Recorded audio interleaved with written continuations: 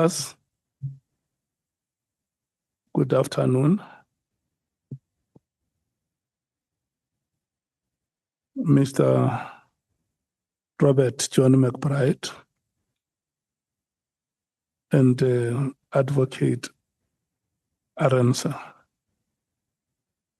It is now 14 hours. We want to listen to you. Thank you, Honorable Chair, Honorable Members. Good afternoon. Mr. McBride, we've now dealt with your entry into IPID. The first was, as it were, storm you walk into. There is the rendition case. As a result of that, you get suspended. You take that to court, and now you resume work in the same position at IPID, and that's at paragraph 12 of your statement.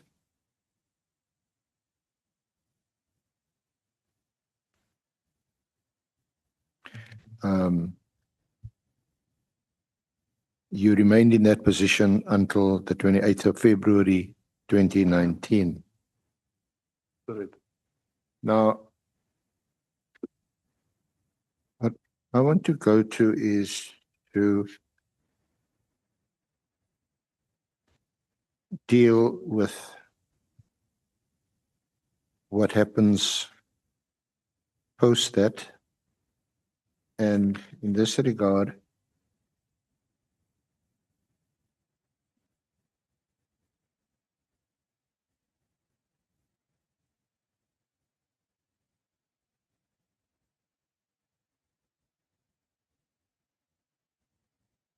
I want to ask you to turn to page 15, paragraph 57. Okay. Shortly after your return to IPID in October 2016, Kamanyani, who was acting in my position whilst I was in suspension, did not return to work. He was transferred by Minister Nhleko and Shlemeza without consulting me as the head of IPID and without a handover report from Kamanyani, sorry. Can you just give us a bit more background on what happened there and who are, we now hear for the first time the names of Shlemeza and Kamanyani. So in the aftermath of Ramat being suspended and not coming back to work, threats and pressure pushed on him. May you please get the microphone to your mouth. In the aftermath of Ramat being suspended and not coming to work because of a number of threats against him, and Nhleza was put in his place as acting. That is, Nhleza was in the Limpopo province, and then he was made head of now GPCI. And so when I was reinstated by the Constitutional Court gave Parliament 30 days to deal with my matter so that I face accountability. After 30 days were up, I went back to work. On arriving at work, I sought to speak to Mr. Kamanyani to be able to get a handover report, what has been taking place. Kamanyani didn't return to work ever again.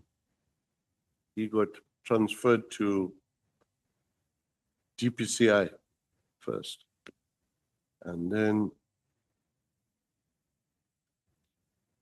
he was needed to make a statement.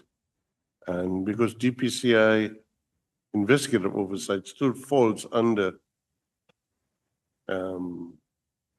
IPID. He then jumped from IPID to CIRA. So,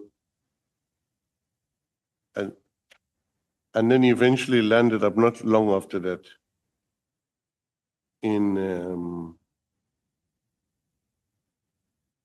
the Free State in Mangaung to try and establish a metropolis there. So that's what he sent there. And the last I heard from him was that he was assaulting the city manager or something at Mangaung. A video on TV or something was doing around. Okay, so he disappears from the scene. Yes, Okay. it disappeared. And then we also see at paragraph 58 that on the 1st of November, as with Ramat and Sabia, the case against you was withdrawn. And you comment there that what is interesting is that the same prosecutors who had insisted on prosecuting you were now saying in their own internal memorandum that there was no evidence against you. So, yes, sir. So already early in June or July, an internal memo indicated that they were aware that the first reports were incomplete because the cell phone, and this is critical, this distinction. Cell phone records mean nothing on their own. So an analysis report is what gives you the information of who was where, when, at which tower. And that was a report that was missing, that was not attached to the docket. They admitted themselves, yet Tory Pretorius and Advocate Mahama decided to go ahead with the prosecution in spite of knowing that the case is not prosecutable. So they wanted to postpone the case when we arrived, but we insisted we want to plead. And he consulted with Tory Pretorius. It was quite embarrassing. I almost said holding his head like a headless chicken, but it's mixing metaphors there. So there was no case, and they didn't allow us to plead, because if you allow to plead and there's no evidence, it's a permanent acquittal. But they didn't allow us that. And similarly, Ramat and Sabia later on won the case against that. I think Cowboy continued to be prosecuted, Cowboy Malileke. So it's clear that there was connivance between the minister's office and the prosecuting authority, because one of the report that the minister used to kind of find fault with us was a January report, which obviously Mosing had given him because Mosing had it from Cuba. So there was, my own view is that the decision was to get rid of Dramat. And there's lots of speculations about that, but Sibia fell in the middle. Sibia just fell in the middle because someone had a bone to pick with him.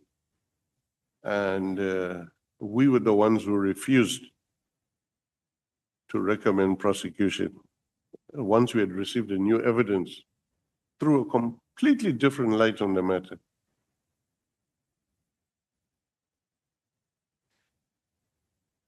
Okay, if I may proceed, then onto under this subheading of infiltration of IPID by crime intelligence from paragraph 59 onwards. Yes, sir. Upon you, yeah, paragraph 59. So upon my return in October 2016, I was alerted to irregularities and how investigations had been conducted during the time when I was on suspension under Mr. Kamanyani. There were allegations that certain cases have been investigated by the IPID had been prematurely closed without carrying out proper investigation process. as contained in the standard operating procedures. Part of the problem was due to infiltration by crime intelligence in the form of Brigadier Tlo Homo, who had been appointed at IPED as a director of investigations, but took over Sissoko's position while Sissoko was suspended, acting as overall national head of investigations.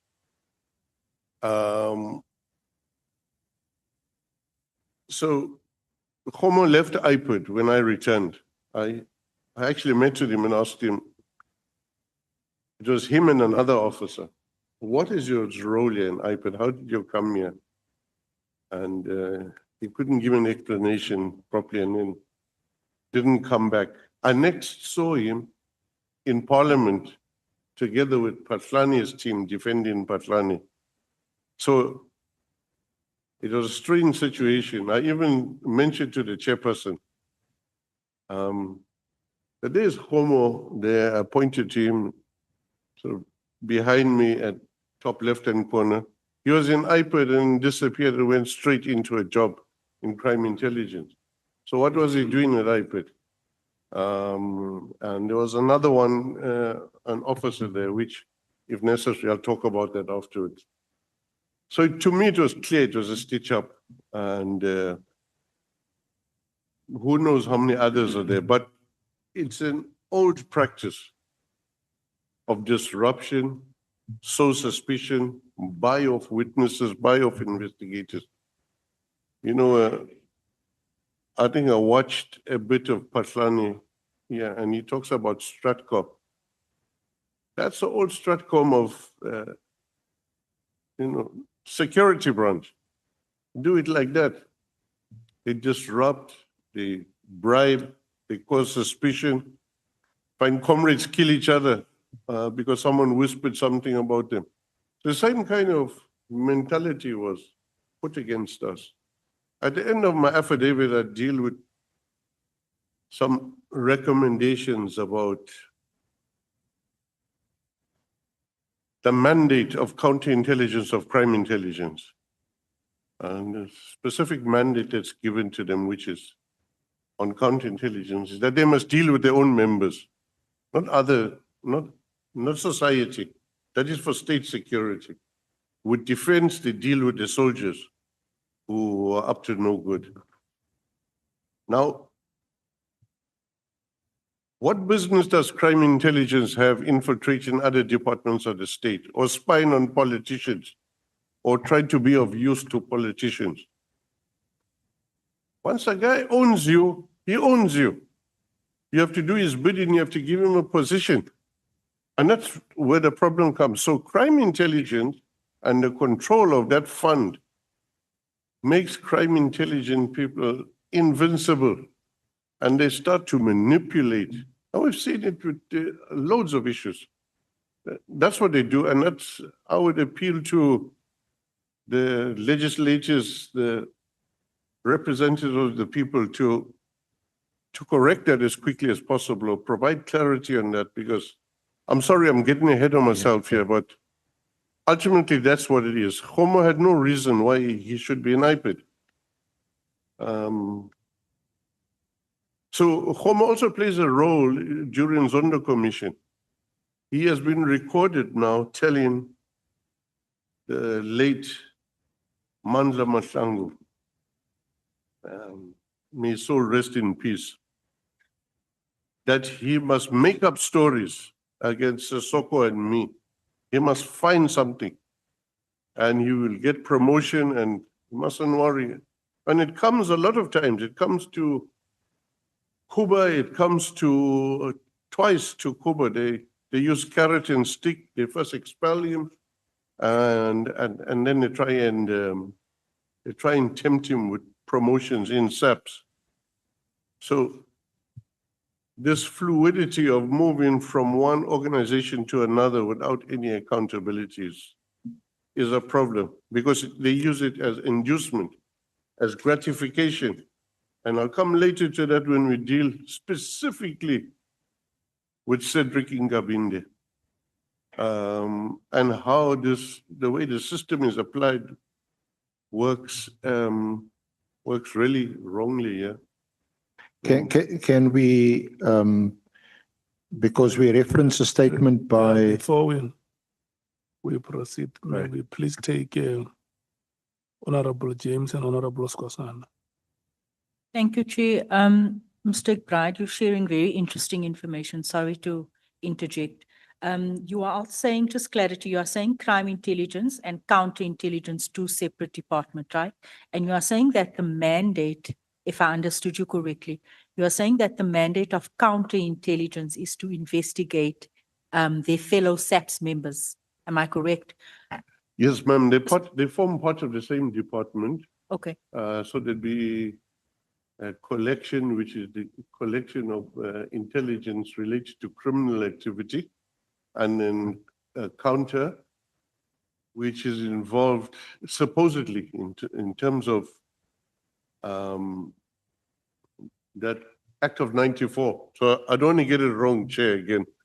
The wrong Sorry, one, but Mr. McBride, let me just finish my question and then you can answer me. So counterintelligence, in my understanding, you're correct when you say, I also have that understanding that it's a department mandated to investigate members within SAPS. And then we have this task team that was formed, that's been part of this committee, the work that we're probing, counterintelligence that was established. So we had PKTT and the other task team was counterintelligence. And you just said now that counterintelligence has no business investigating other cases that involve sort of civil society. Did I hear you correctly? that's correct, ma'am. So you're saying that the counterintelligence that was composed of General Kumalo and others that was investigating the likes of Kat Matlala, they had no business investigating that cartel? Honorable member, there is collections you, that Chair. do it, which is a much bigger department than counterintelligence, which is there specifically for the criminals. That is crime intelligence overall. There's a collection section and an analysis section. Their job is to collect evidence, to run operations on criminal activity. But the counterintelligence part is to look at when their own members get compromised by the criminal networks or by criminals. That's the job, to keep, as it were, the water pure. So it's not crime intelligence, it's counterintelligence people who must deal with civilians and other departments. It's the collection section. And they have a big budget for it to run that. So to put it under counterintelligence, I think is acting out of their mandate, in my opinion. So that needs to be clarified and fixed. It can't be willy-nilly. So defense intelligence is about, defense intelligence, counterintelligence is about soldiers. And with civilians, the agency, state security must deal with civilians who are unpatriotic. Sometimes they can do joint operations. The counterintelligence of the two services.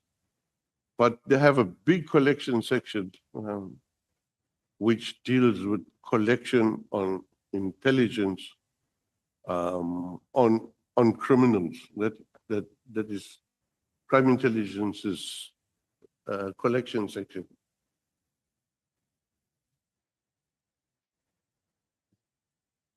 Honorable James, what is the answer to your question? I'm settled, I'm covered. Thank you, Chair. I understand. I just needed to understand the difference and the mandate of the different departments, units within SAPS. Thanks. Okay. Honorable Skosana. Thank you, Chair. I just want clarity from Mr. McBride, our witness here. What is the name of Hamunyan? Israel Ketsabai. What is it? His first name is Israel, his second name is Ketsabai. Oh, okay, because when I look here, I've tried to look for it and I could not get the name correctly. So he was when you said here, when you arrived, he left. Yeah, so he was there already. He was the provincial head of Free State. And in fact, at some stage, he was put in a task teams again, for Marikana investigation before I arrived.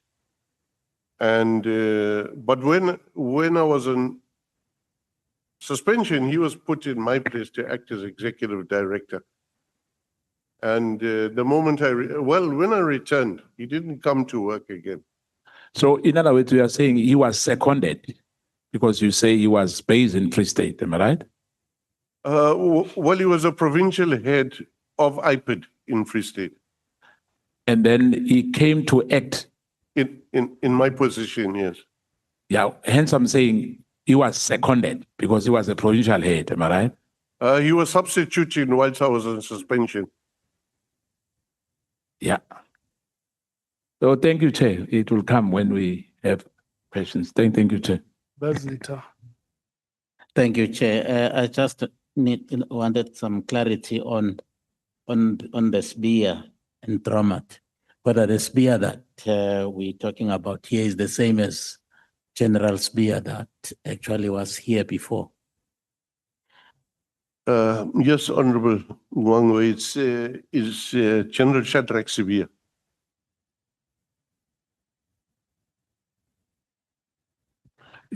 Is him the severe that you know, Honorable Mwango? Well, it would appear it is the same spear that I know. Okay, thank you so Thank much.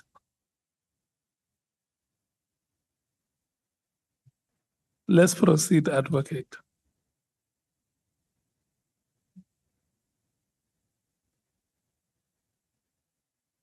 On crime intelligence and alleged infiltration by crime intelligence.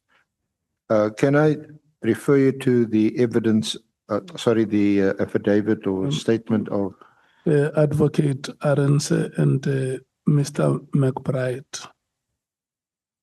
I'm bringing this information to your attention that the people of South Africa say they want to hear you hear me? when you speak, both of you.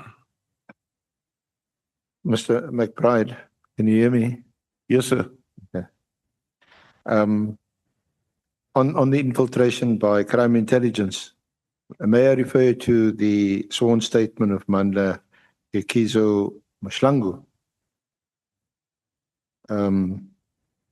which is at page 66 of the annexure of the bundle. It's annexure RJM3A. Yes, sir, I have it. It's dated the 25th of May 2018. Just before we go into the contents of that affidavit, what happened to him?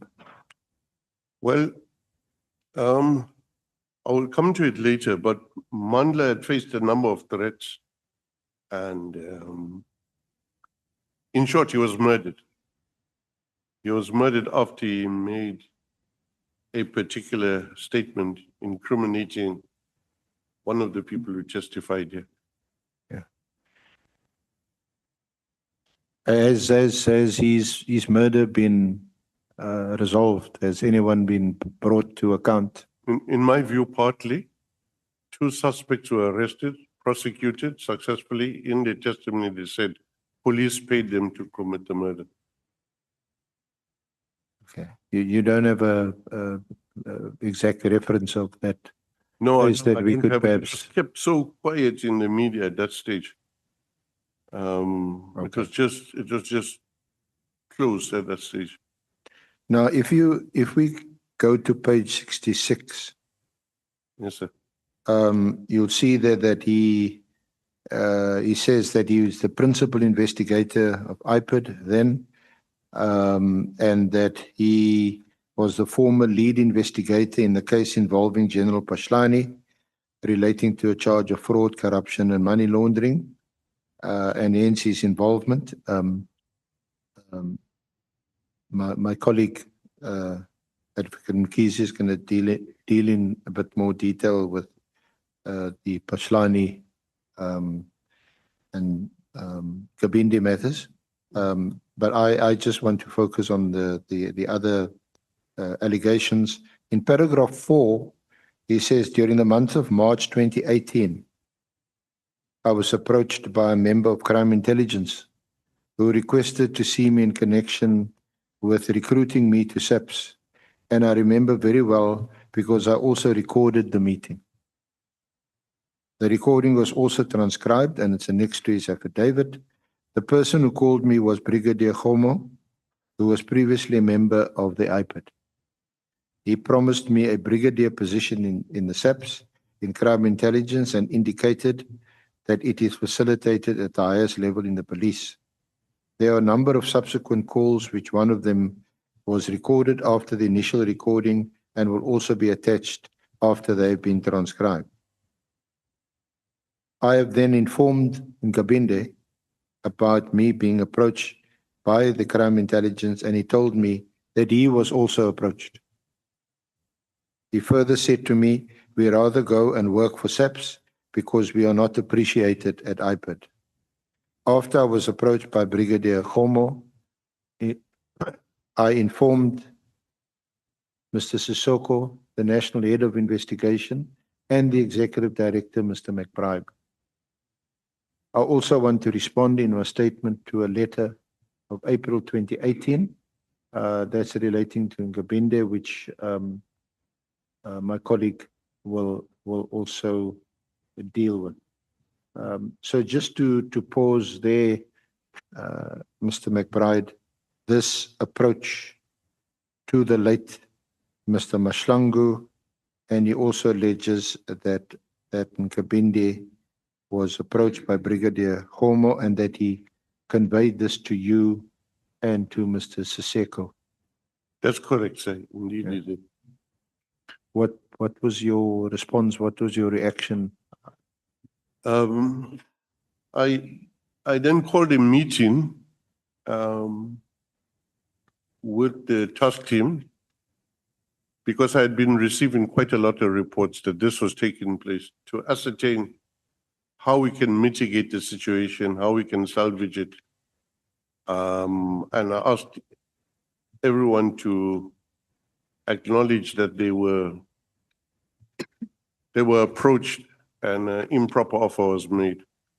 And Manda stood up and he acknowledged he was approached. He says by who? Nkabinde didn't stand up. Cedric didn't stand up at all. And yet there's quite a lot on Cedric already, who is meeting with that. At that stage, Cedric had been meeting with suspects already. And later on, he gets suspended and all of that. But at this stage, March, so in January, he meets with a number of suspects who are co-defendants, if I can use that word, with Paslani at the moment. But he was meeting him for no apparent reason. And in a run-up to July, where he deposed a statement in support of Paslani, he was meeting with Paslani.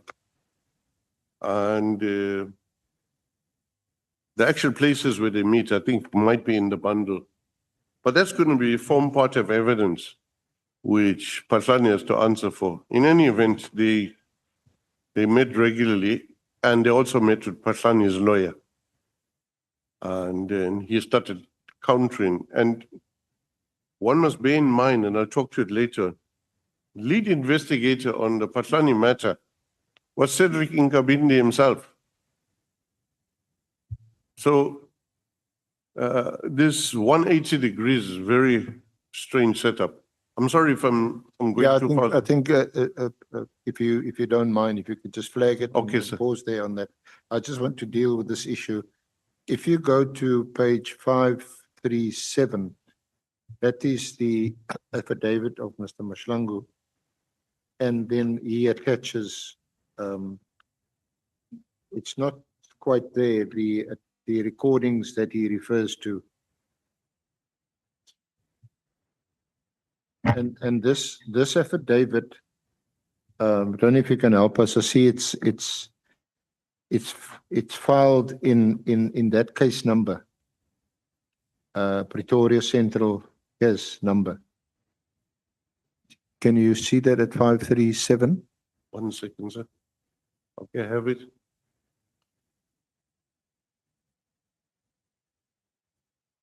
Yes, I see it, sir. He's confirming the transcribed version of the conversation that he had with Homo, which he refers to earlier. Okay. And that was for the transcribers to, I think, identify the speakers. And then there's a handwritten affidavit.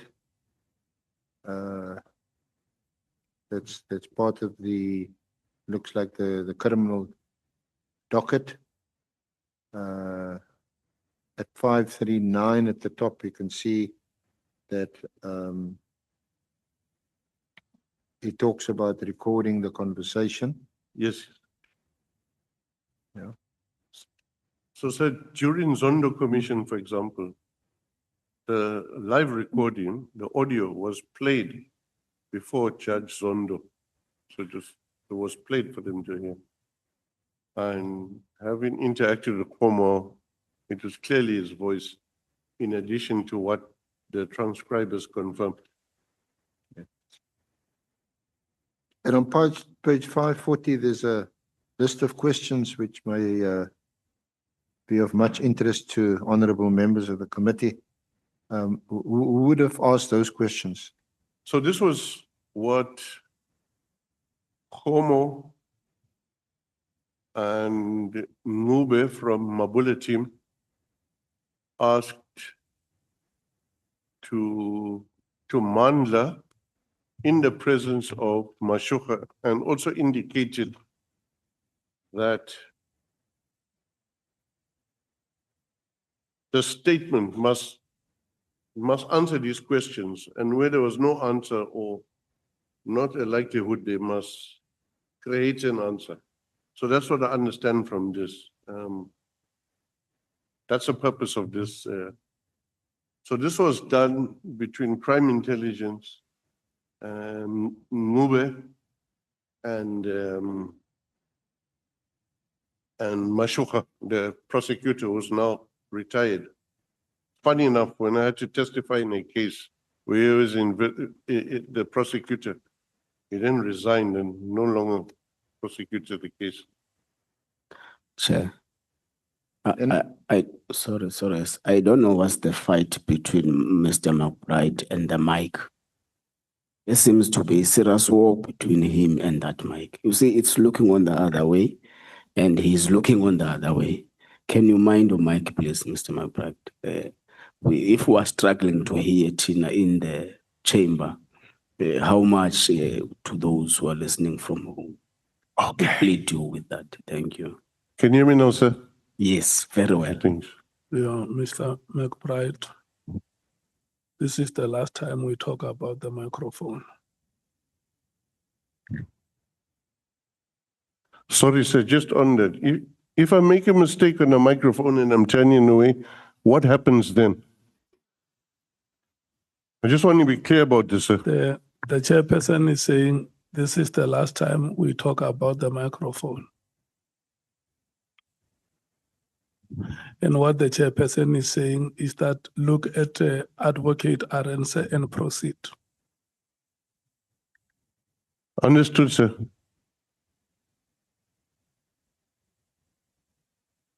May I proceed, Honorable Chair? Thank you. Just on the crime intelligence aspect still, can I ask you to go to Annexure RJM 3 small b, which is on page 107? That is an affidavit by Ambulani Innocent Kuba.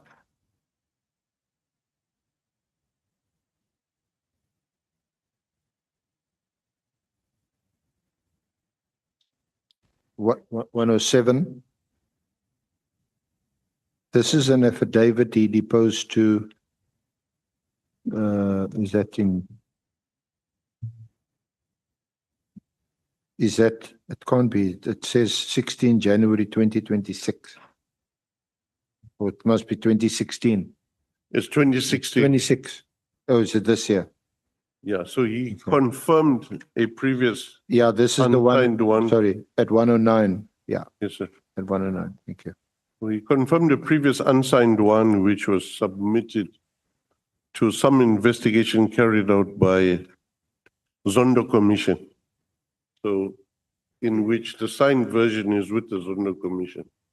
So at 107, is this the same Kuba who had also done the Rendition. March rendition report? Yes, sir. Okay. And he says that in October 2020, I deposed to an affidavit providing details on the meeting between Lieutenant General Mkwanazi and I, which was arranged by General Nematanzela of Crime Intelligence. The affidavit was drafted through the help of Advocate Ali SC, who was at the time assisting the Zondo Commission. And the attached draft unsigned is attached as HK1. That's the one that starts at 109.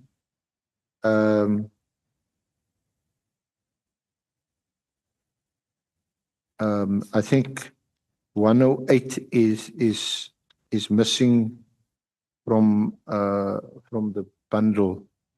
Have you got 108? I have 108 is where the 16th of January 2026 one commissioned, yeah. And it's in the soft copy. And he says on 23 October 2020 at 1953, Advocate Ali sent an email containing 2 attachments of the affidavits drafted during a consultation, which took place the same month. These draft affidavits had no material differences except that the other was refined and had extensive track changes in which Advocate requested me to attach proof or provide clarity. The affidavit was subsequently signed during our follow-up consultation. So he says, presumably when you tried to obtain this affidavit, they was unable to locate the signed copy. The signed copy, yes, indeed. That's why there was a request that he must confirm this is the one he deposed. So at 109, he says at paragraph 3, I have made 2 statements in the investigation of a criminal case against former National Commissioner of the SAPS, Lieutenant General Pashlani, and he cites the Pretoria Central case number. The present affidavit must be read in conjunction with those statements.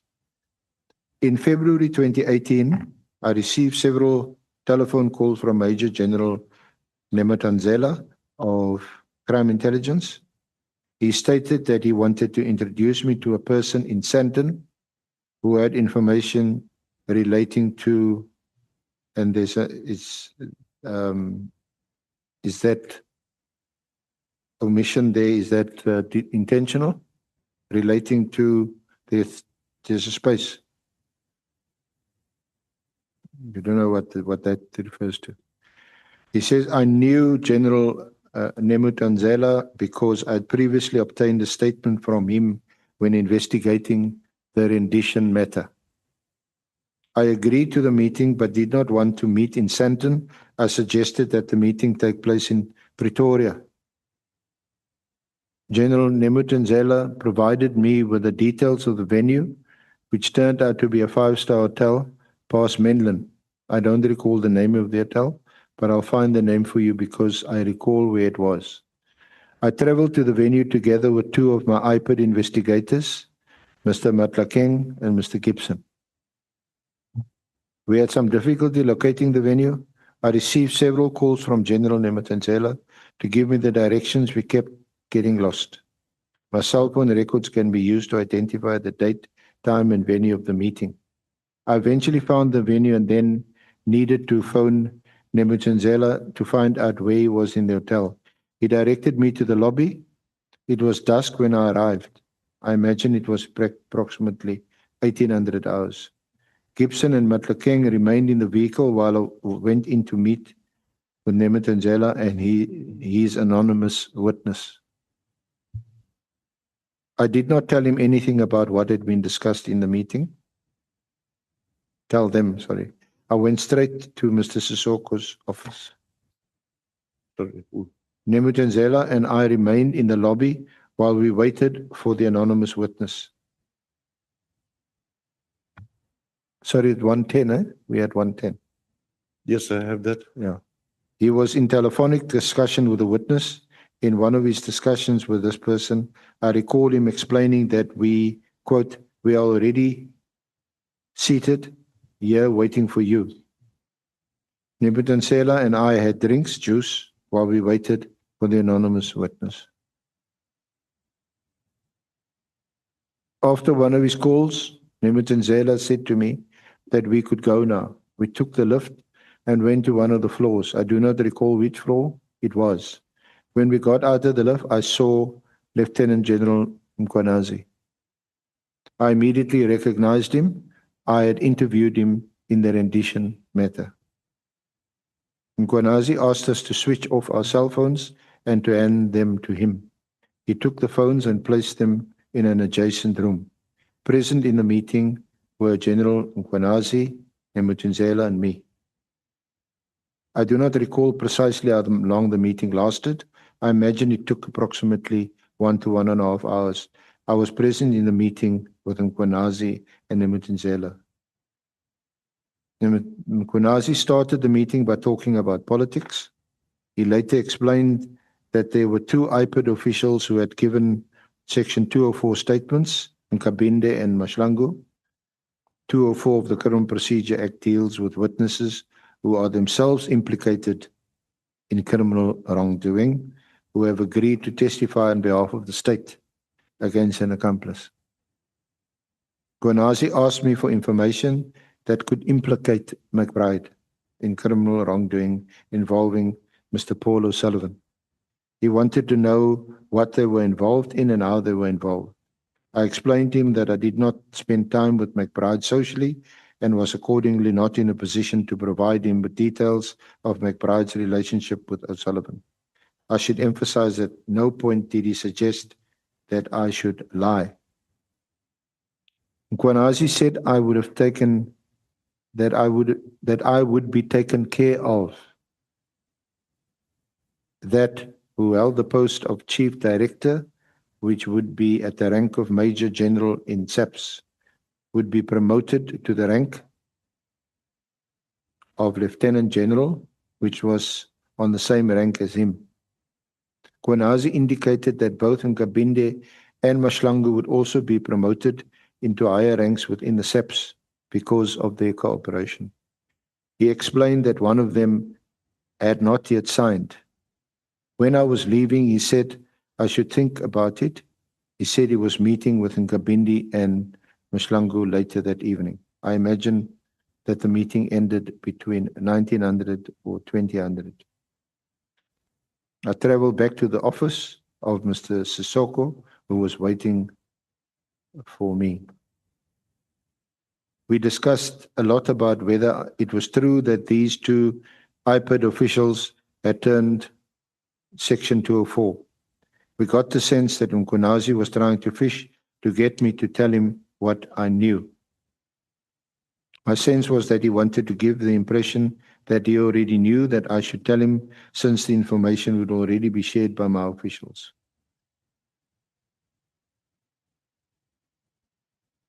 I went to check at the hotel room of Nkabinde. I knocked on his door and he did not answer. I phoned Siseko and said he might be true. This might be true because Nkabinde was not there. We were staying in the same hotel. At 2400 hours or 1 o'clock in the morning, I heard Nkabinde returning to his room. I told myself I was not going to sleep until he returned. We had an adjacent room. I heard him enter the room and turn his TV on. I sent Sissoko a message saying he was just there. Mashlangu later told Sissoko that he had been approached. I think Sissoko and McBride, who were called into a meeting to find out if anyone was approached. Mashlangu confirmed that he had been approached, and he said he had been approached by Homo. I was expecting him to include Mkwanazi, but he did not mention Mkwanazi. On the one occasion, he got angry with me for mentioning Mkwanazi because he made it clear that he was a family friend. He did not want to mention the name of Mkwanazi. So this is still on the aspect of some influence by crime intelligence or alleged influence. We'll deal in more detail with Nkabinde. Now,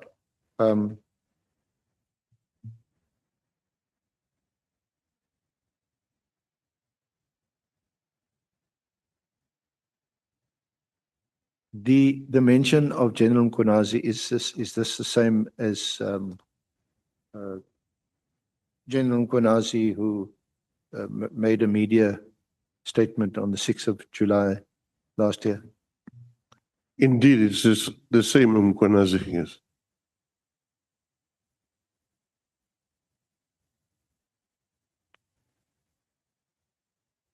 Now,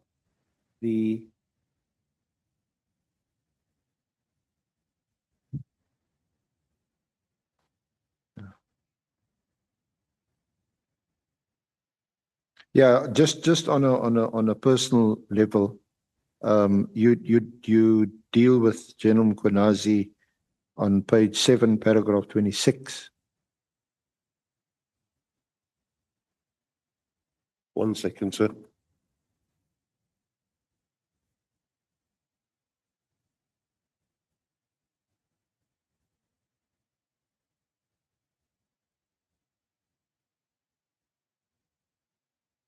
Yes, sir.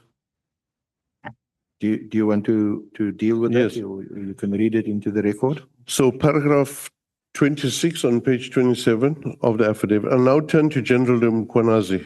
I do not know General Mkwanazi except I have previously encountered him in a meeting when former Minister Nkosinathi Nhleko introduced himself to the SAP senior management and the entities. So IPID, SIRA were regarded as entities. From memory, General Mkwanazi was whining about not being given work and responsibility, and his whining was directed at National Commissioner Ria Piecha. From my time at IPID, I'm aware of an incident, it should be incidents, there's a few of them, where General Mkwanazi played an undue and prosecutable role in trying to disrupt and scuttle IPID's investigation into General Patlani with Brigadier Klo Homo of Crime Intelligence and others. To that end, I attach an affidavit by Mashlangu, marked RJM 3A. Mashlangu's affidavit deals with his personal knowledge of interference by SAPS members. I pause to mention that Mashlangu was subsequently murdered in 2020 after filing this statement, which was also going to be used in a disciplinary proceedings against Homo. The only other time I got to hear about General Mkwanazi's name is when IPID was investigating what we call IVU 3, allegations of corruption in the procurement of bulletproof vests. The allegation was that the bulletproof vests procurement was inflated and there was a move to procure more vests at the same time as inflated prices. If I can just pause there to elaborate on something.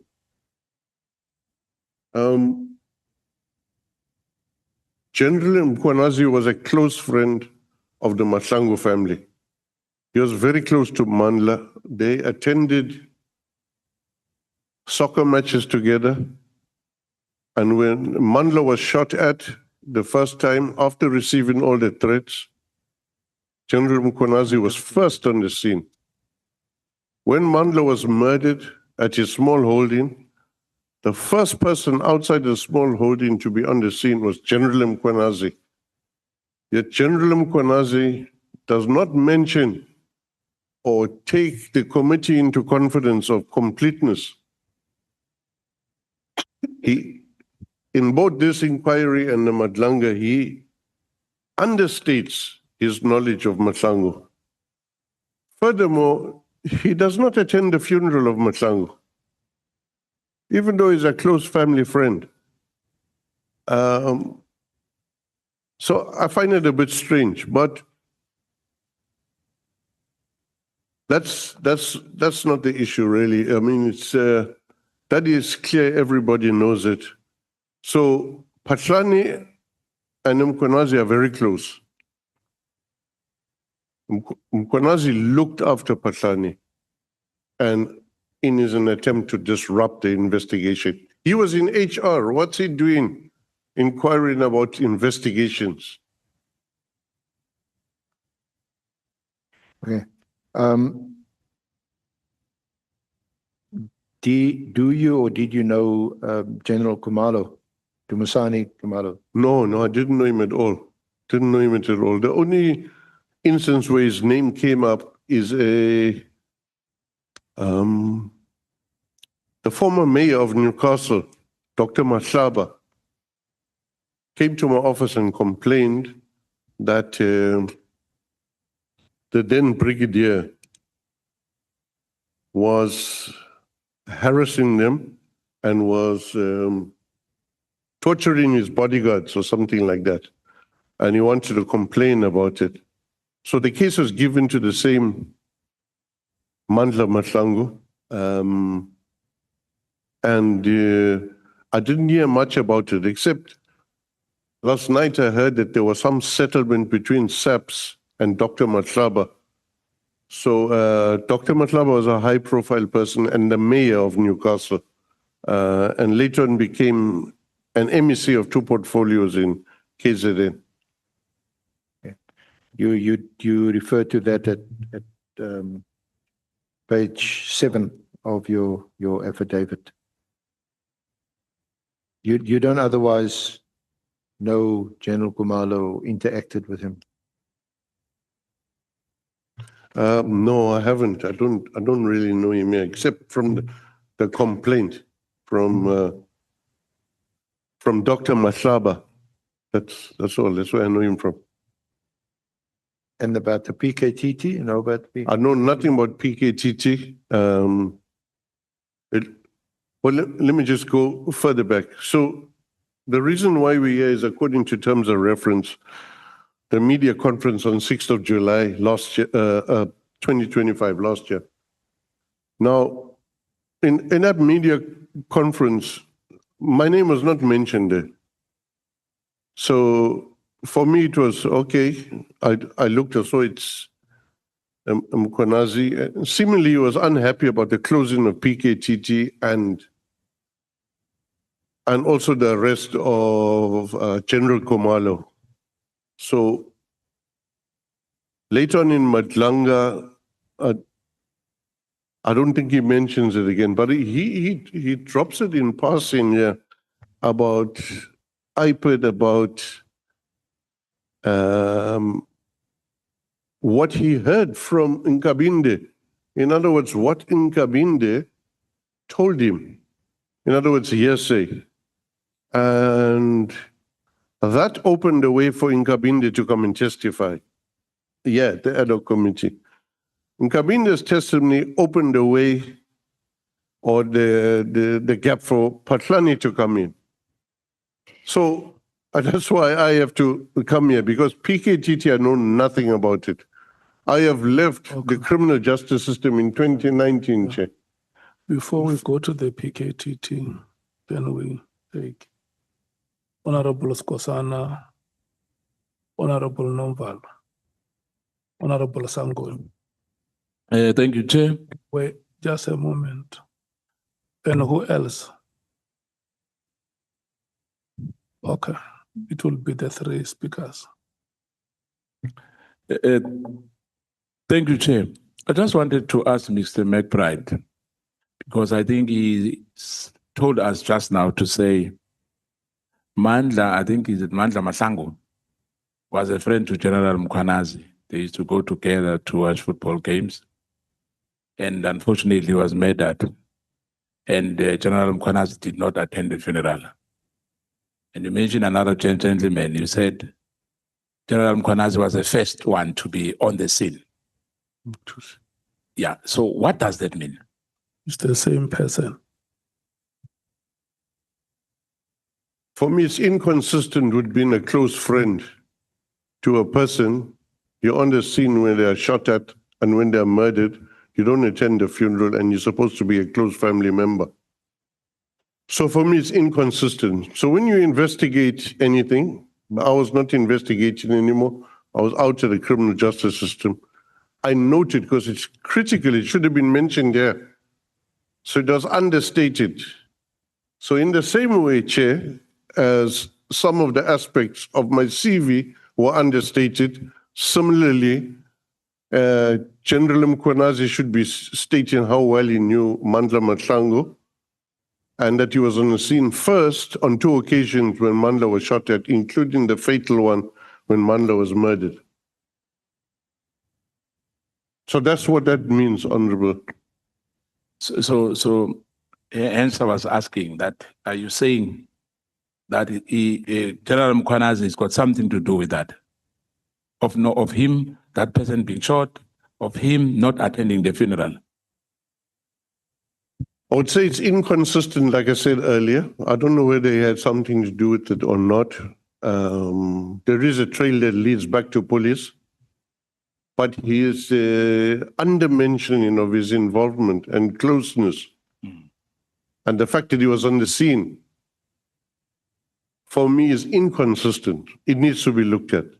So you did attend the funeral of Mahlangu? Yes. So Sorry? you did attend that? Yes, I spoke at the funeral. Okay, so General Mkwanazi was not there? He was not there. Mzwaki Mbuli was there also. And by the way, Mzwaki was also close to Cedric, because when I attended Cedric's mother's unveiling, Mzwaki Mbuli was there also in Kwamashu. No, I think you are providing more details than is necessary. The honorable member was asking you about the shooting and the funeral. And I think you need to say it, Mr. McBride, that the name that you are mentioning of Mzwaki Mbuli is not in any way related to our proceedings. Can you say that? Thank you, Chair. Except if I omitted it, some notable. Unless you want to mention a list of other people who were there. You can imagine where he's sitting saying, but why am I being mentioned for being at the funeral? Well, he is my friend. He can talk to me. Yeah, I can also say they say that he's my friend and he did not expect you to mention that. Especially that it's only him alone in a list of many monarchs that could have been there. Sir, I didn't want to run the risk of under-mentioning stuff when it was so obvious, and I thought it's important at the time I testified to that fact.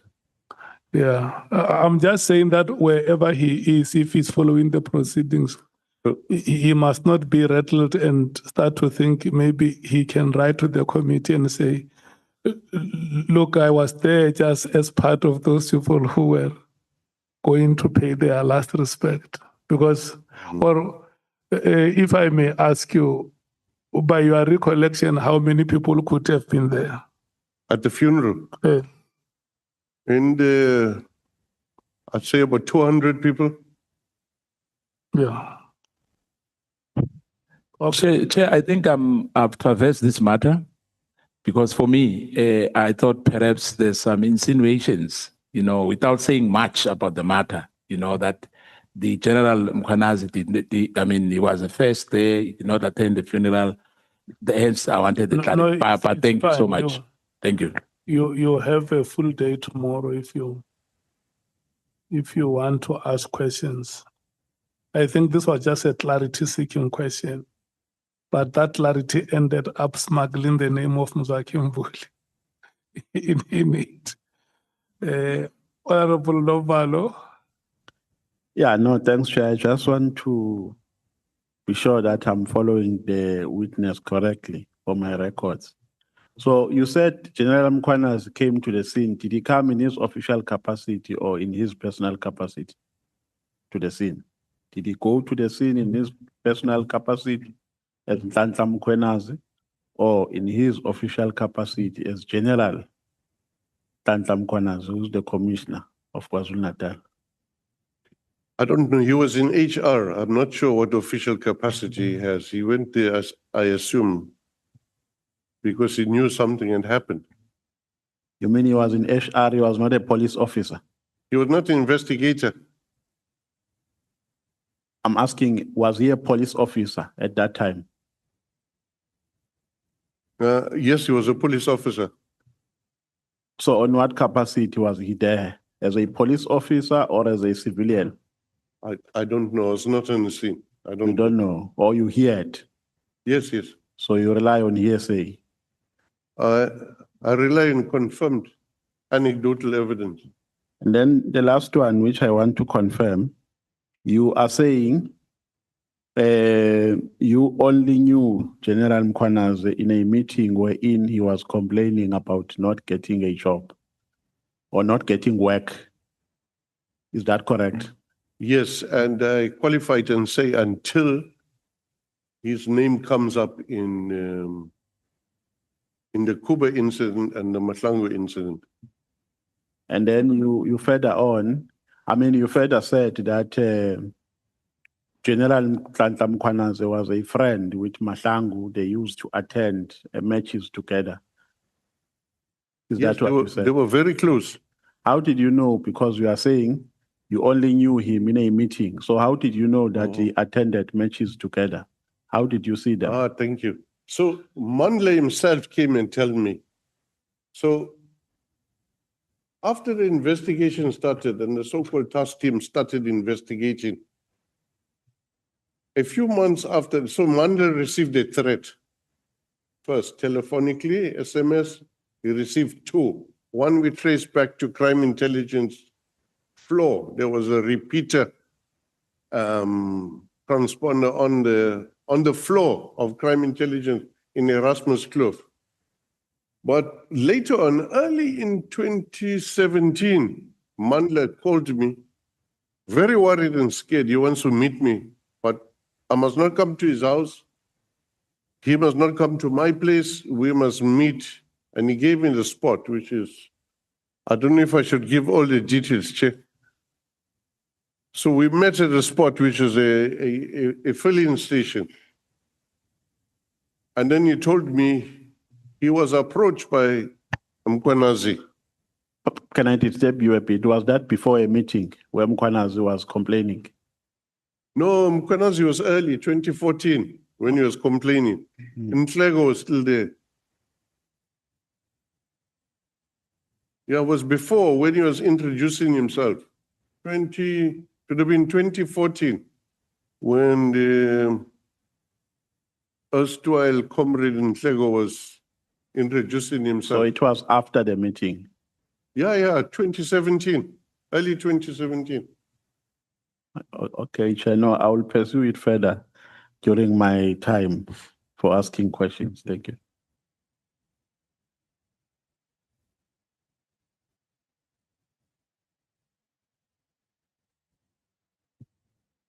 Oh, it's your Honorable Sangwan. Thank you very much, Chairperson. Sorry, Mr. McBride, I just want to, it's clarity seeking questions, really. These two affidavits, Mr. Mahlangu and Mr. Kuba, what was the purpose for which they were prepared? Was it for, sorry, there's just a lot of moving parts. So I know there was a defeating the ends of justice case. I know that there was a Zondo commission. So if you could just locate those two affidavits, and then I don't know if SC is still coming to this, but I also want to know what was then done by who after the affidavits were deposed. So what was the purpose of them? Thank you so much.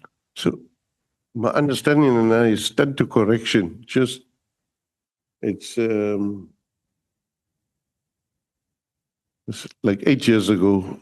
So it would have been to investigate a case of defeating ends of justice. That would be the competent or interfering with witnesses, intimidation. That's what I would imagine to be. But later on, it also became available in the Zondo Commission. Sorry, what happened to that, the case of defeating the ends of justice? I don't know. In 2019, I left and I wasn't sure what happened. Mandla was killed in 2020 early. So I think perhaps with him being murdered, it lost traction and momentum. And I'm sure it had an impact on the rest of the investigators in terms of fear.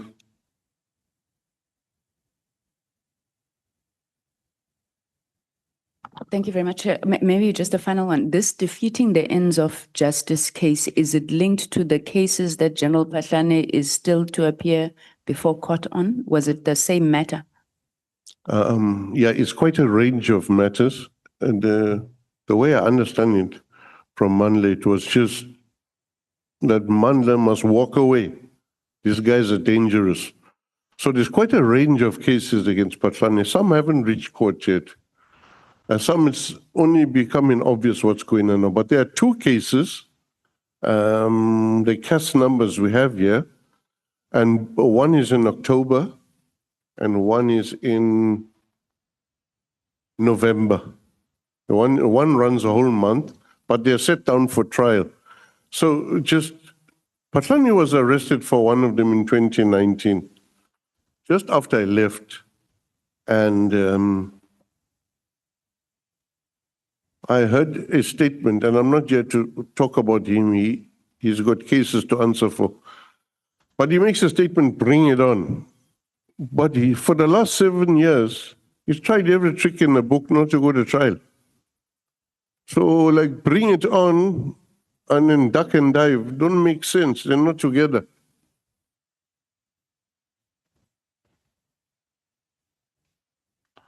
Pangazita, I can see you are triggered. Thank you, Honorable Chair. Just a small question. I just want to understand whether Mahlangu's murder was actually being investigated. If so, how far is that investigation? Thank you. Thank you, Honorable Ngono. So it was investigated. People were arrested. People said they were approached by a policeman at a taxi rank. They were given money. They were given details. And they killed a person, and that is Mandla, and I think they were sentenced to prison already. Yeah? So there was suspects, but it still doesn't make too much sense to me.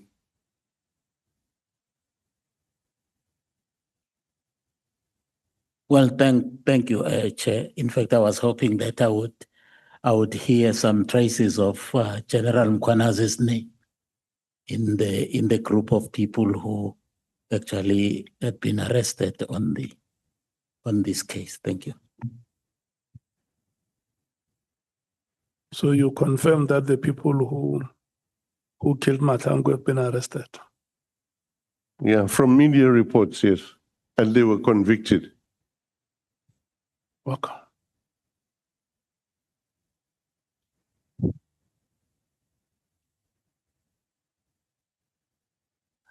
Can we proceed, honorable members, or do we still have further questions for clarity? I see all of you are in agreement that we must proceed. Yeah. Senior Counsel, let's go ahead. Thank you, Honorable Chair. Just to round up on the allegations about General Mkhwanazi, you also mention on page 8, paragraph 27, that the only time, so this is, or maybe explain to us, is this pure hearsay, or do you know a bit more about this allegation? It's in the second last sentence on page 8.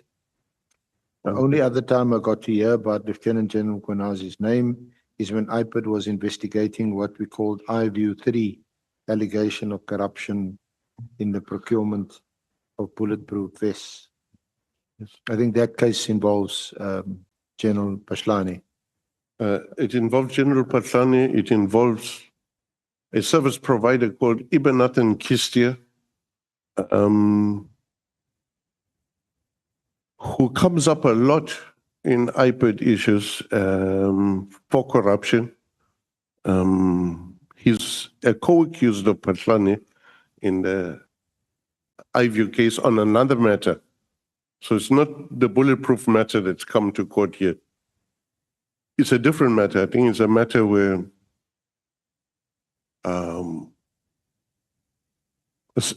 supposed technology was delivered and paid for, but it was not delivered ultimately. So Ibenathan Kistia forms part of a complaint which are sent to Inspector General of Intelligence, which was covered in the Zondo Commission when Dr. Dintwe was testifying. So, and which former Minister PKTT used as one of the issues not to extend my contract. So there were two issues.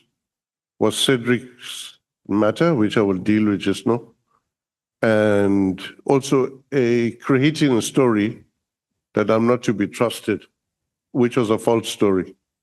And I even spoke to the then Minister of Intelligence, Minister Letsachiduwa, and she confirmed. And but a different version of it. But I have a copy of the report. It should be in the bundle of the complaint that I lodged about Kistia's role in which he played.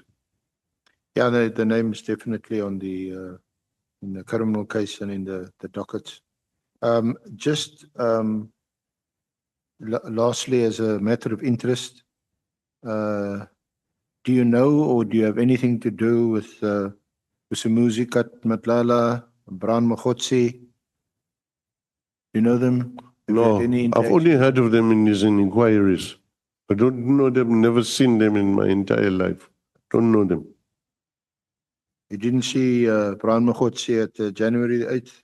No. And you've subsequently seen the letter from Minister Mkhunu of 31 December 2024, directing that the PKTT be disbanded immediately? No, I didn't see the letter. You've heard I about heard about it in the media, but I didn't see a letter yet. I'm not involved in the criminal justice system. Thank you, Honorable Chair. I'm going to ask my colleague, Ms. Mkhize, to continue with the questioning in relation to Mr. Nkabinde and General Paslani. Thank you. Can I give you a 10 minutes break? I hope it doesn't take you off form. Okay. 10 minutes break, honorable members.